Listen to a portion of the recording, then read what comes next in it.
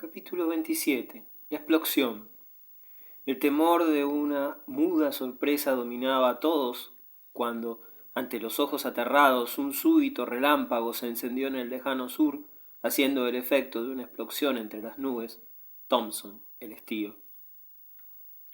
El capítulo anterior, como lo indica su título, estaba destinado a hacer ver al lector el grado de relación existente entre el rey de Francia y el duque de Borgoña, cuando aquel acuciado, tal vez por su fe en la astrología, que le anunciara el favorable resultado de la empresa, pero indudablemente en parte principal por la innegable superioridad de sus habilidades sobre las de Carlos, adoptó la extraordinaria y de otra manera inexplicable resolución de confiar su persona a la lealtad de un enemigo feroz y exasperado. Resolución tanto más arriesgada e imprevista cuanto que en aquella época tumultuosa hubo varios ejemplos de que mostraban que los salvoconductos, aunque contasen con promesas solemnes, no ofrecían garantías para aquellos a cuyo favor eran otorgados. El mismo asesinato del abuelo del duque, cometido en el puente de Montereau, en presencia del padre de Luis, y durante una entrevista solemnemente concertada para el establecimiento de la paz y la amnistía, era un terrible precedente para el caso de que el duque se sintiese dispuesto a imitarlo. Pero el carácter de Carlos, aunque áspero, feroz, porfiado e inflexible, no carecía, salvo en los momentos culminantes de su pasión, de fe y generosidad, cuya falta es frecuente en temperamentos más fríos. No se preocupó en demostrar al rey más cortesía que la que en realidad exigían las leyes de la hospitalidad, pero tampoco evidenció intenciones de sobrepasar aquellas sagradas barreras. A la mañana siguiente de la llegada del rey hubo una revista general de las tropas del duque de Borgoña, tan numerosas y bien equipadas que no es difícil que se haya alegrado de tener oportunidad de lucirlas ante su rival. En realidad, aunque no dejó de hacer los cumplimientos necesarios en un vasallo hacia su soberano, pues declaró que esas tropas eran del rey y no suyas, el gesto de su labio superior y la mirada orgullosa de sus ojos demostraban que sus palabras no eran más que un simple cumplimiento y que aquel lucido ejército a su absoluta disposición estaba tan dispuesto para marchar hacia París como en cualquier otro sentido. Debe agregarse, para mortificación de Luis, que reconoció entre esas huestes muchos estandartes de la nobleza francesa, no solamente de Normandía y Bretaña, sino también de provincias sometidas más íntimamente a su propia autoridad, y cuyos dueños, descontentos por diversos motivos, se habían unido y hecho causa común con el duque de Borgoña. Sin embargo, fiel a su propio carácter, Luis demostró no ocuparse de esos descontentos, mientras en realidad estudiaba las diversas formas a que podría recurrir para separarlos de Borgoña y atraerlos nuevamente hacia él. Y finalmente resolvió que los de mayor jerarquía fueran visitados en secreto por Oliver y otros agentes.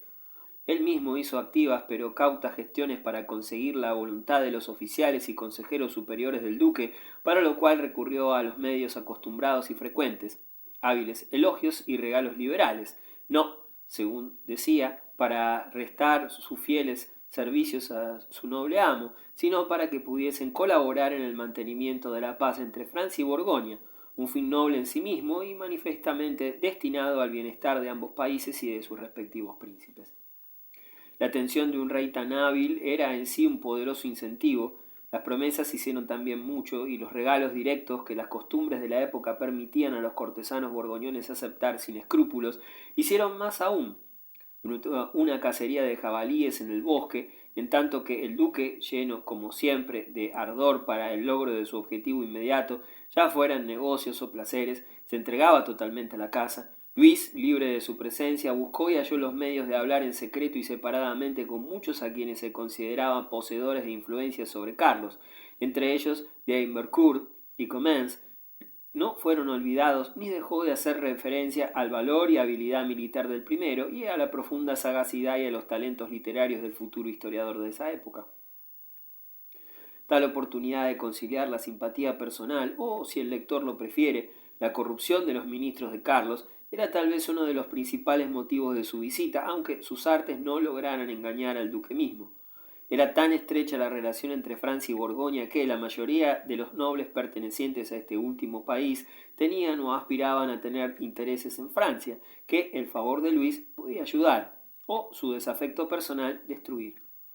Formado en estas intrigas y otras similares, liberal hasta ser manirroto cuando era necesario adelantar los proyectos, hábil hasta dar el color más apropiado a sus proposiciones y a sus regalos, el rey consiguió que el orgulloso se reconciliase con el deseo del beneficio y presentó a aquellos patriotas sinceros o falsos como único motivo suyo el deseo de que se beneficiaran Francia y Borgoña, en tanto que el interés privado de cada uno, como la rueda de una maquinaria, no por oculto gravitaba menos en los acontecimientos. Tenía para cada personaje el deseo apropiado y la forma oportuna de presentarlo. Dejaba deslizar el regalo en la manga de quien era demasiado orgulloso para extender la mano, y confiaba en que su generosidad, a pesar de caer como el rocío imperceptible y sin ruido, no dejaría de producir en la época oportuna una abundante cosecha, por lo menos de buena voluntad, o tal vez de importantes servicios hacia el donante.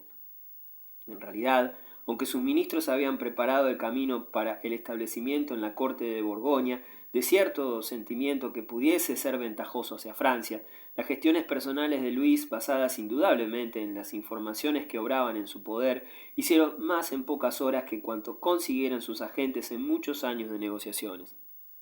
Con uno no pudo dar, aunque desde su llegada trató empeñosamente de llegar a un entendimiento con él. Era el conde de Crèvecoeur, cuya firmeza durante su actuación como enviado en Plessis, lejos de provocar el resentimiento de Luis, motivó el deseo de atraerlo a su lado. No quedó por eso muy satisfecho al saber que el conde al frente de 100 lanzas había salido hacia la frontera de Brabante para ayudar al obispo en caso de necesidad contra Guillermo de la Marck y sus descontentos partidarios. Se consoló, sin embargo, pensando que la aparición de esta fuerza, agregada a las indicaciones dadas por medio de leales mensajeros, serviría para evitar en aquel país disturbios prematuros que, de estallar, harían muy precaria su situación actual.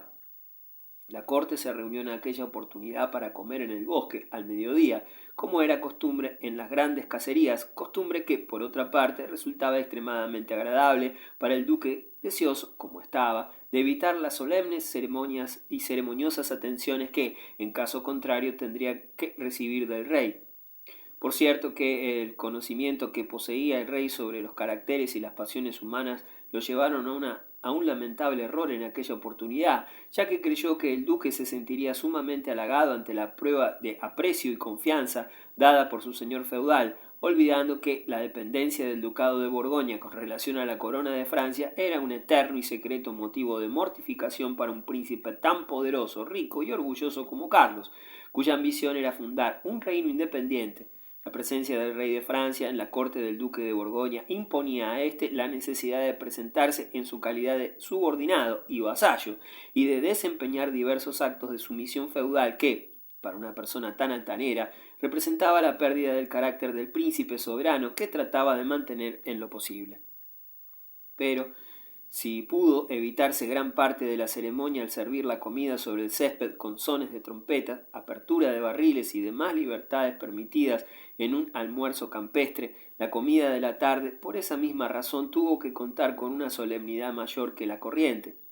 Las órdenes en tal sentido habían sido dadas con anterioridad, y al llegar a Perona, el rey Luis encontró preparado un banquete con un esplendor y magnificencia tal que, como no podía esperarse menos de la riqueza del vasallo tan formidable, poseedor de los Países Bajos, en aquella época la zona más rica de Europa. A la cabecera de una gran mesa resplandeciente de oro y plata se sentó el duque y a su derecha, en una silla algo más elevada que la suya, su huésped. Detrás de Carlos permanecía de un lado el hijo del duque de Gueldres, que actuaba de trinchante mayor, y del otro el glorioso, su bufón, de quien muy rara vez prescindía, pues como la mayoría de los caracteres prontos y ásperos, Carlos llevaba al extremo el gusto generalizado entonces por locos y bufones, experimentando gran placer ante sus excentricidades y desviaciones mentales que su rival, más agudo, pero no más benévolo, procuraba buscar en las imperfecciones de los seres más nobles, riéndose de los temores del valiente y de las tonterías del sabio, y en realidad debe suponerse que el rey no miraría con mucha aceptación las gracias de los bufones, si es verídica la anécdota que cuenta Brantôme de que, habiendo un bufón oído confesar a Luis en uno de sus ataques de devoción que había sido cómplice en el envenenamiento de su hermano Enrique, conde de Guyena, lo divulgó al día siguiente durante la comida y delante de toda la corte. Sin embargo, en aquella oportunidad Luis no dejó de tener en cuenta al bufón favorito del duque y de aplaudir sus salidas, tanto más por entender que la locura de El Glorioso, a pesar de las groserías a que acostumbraba a recurrir, llevaba una dosis de finura y mordacidad poco común en su clase. En realidad, Thiel Sailor, llamado El Glorioso, no era en absoluto un bufón vulgar, sino un hombre alto, de hermoso aspecto, muy hábil en diversos ejercicios, todo lo cual parecía conciliarse difícilmente con la imbecilidad, ya que por lo menos hubiese exigido gran paciencia y atención en un loco la adquisición de tales conocimientos. Acostumbraba a seguir al duque en la caza y en la lucha, y en Monterlery, estando Carlos en un gran peligro por haber sido herido en el cuello y a punto de ser hecho prisionero por un caballero francés que se apropiara de las riendas de su caballo, Thiel Weyler atacó en tal forma al enemigo que le obligó a abandonar su presa. Tal vez tuvo miedo de haber prestado un servicio demasiado importante para una persona de sus condiciones, que le pudiera acarrear enemistades entre aquellos nobles y caballeros que dejaron el cuidado de su amo a cargo del loco de la corte. Lo cierto es que prefirió ser motivo de risa que de alabanzas por su hazaña, e hizo elogios tan desmedidos sobre su actuación en la batalla que la mayor parte pensó que el rescate de Carlos era tan supuesto como el resto de su relato, y fue en aquella oportunidad que obtuvo el título de El Glorioso, que lo distinguió desde entonces. El Glorioso vestía ricamente, pero con muy pocas de las características que distinguían a su profesión, y esas escasas características eran más simbólicas que literales. Su cabeza no estaba rapada, por el contrario, lucía una cabellera abundante e hirsuta que iba a unirse a una barba muy cuidada y arreglada con esmero. Sus facciones eran bien proporcionadas y hasta hubieran pasado por hermosas de no mediar un brillo extraño en los ojos. Una tira de terciopelo escarlata cruzada en su sombrero dejaba adivinar más que representaba la cresta de gallo, distintivo de un loco de profesión. Su bastoncillo de ébano terminaba, como de costumbre, en una cabeza de loco, con orejas de asno hechas en plata, pero tan pequeña y minuciosamente esculpida que, mientras no se la examinara muy de cerca, pasaba por un bastón oficial de carácter más solemne. Esos eran los únicos distintivos de su cargo que ostentaba su vestimenta, la cual, en otros aspectos, hubiese podido ser comparada con la de la mayor parte de los cortesanos. Lucía una medalla de oro en su gorro y en el cuello una cadena del mismo metal, y el estilo de sus ricos adornos no era mucho más fantástico que el de los jóvenes petimetres cuyas ropas seguían al extremo los dictados de la moda de entonces. Carlos y Luis, para imitarlo, se dirigían a menudo a ese personaje durante la comida y, a juzgar por sus francas carcajadas, ambos se divertían en grande con las salidas de El Glorioso. ¿De quiénes son esos lugares desocupados?, preguntó Carlos a su bufón. Uno de ellos, por lo menos, debería corresponderme por derecho de sucesión. ¿Cómo es eso, bribón? Porque son de los señores de Invercourt y Comens, quienes han ido tan lejos para lanzar sus halcones que olvidaron su comida y prefieren un halcón volando a un faisán en el plato. Son parientes del loco, por lo que éste debe heredar sus sillas como parte de los bienes muebles. Ese es un chiste gastado, amigo Thiel, dijo el duque, pero, locos o cuerdos, aquí vienen los retrasados. En efecto, en ese momento entraron en la estancia de Invercourt y Comens, quienes después de haber saludado con una reverencia a los dos príncipes ocuparon en silencio las sillas que les estaban reservadas. ¿Qué pasa, señores?, exclamó el duque. Es menester que vuestra casa haya sido muy buena o muy mala para distraeros durante tanto tiempo. Señor Felipe de Comens, os nota triste. ¿Os ha ganado alguna apuesta muy importante de Invercourt? Sois un filósofo y no deberíais preocuparos por los golpes de la fortuna, pero por San Jorge, de Invercourt, parece tan triste como vos. ¿Qué pasa, señores? ¿No encontrasteis casa? ¿Habéis perdido los halcones? Tal vez alguna bruja se cruzó en vuestro camino, o es que el cazador fantasma se os ha aparecido en el bosque. A fe mía, que dais la impresión de haber venido a un funeral y no a una fiesta.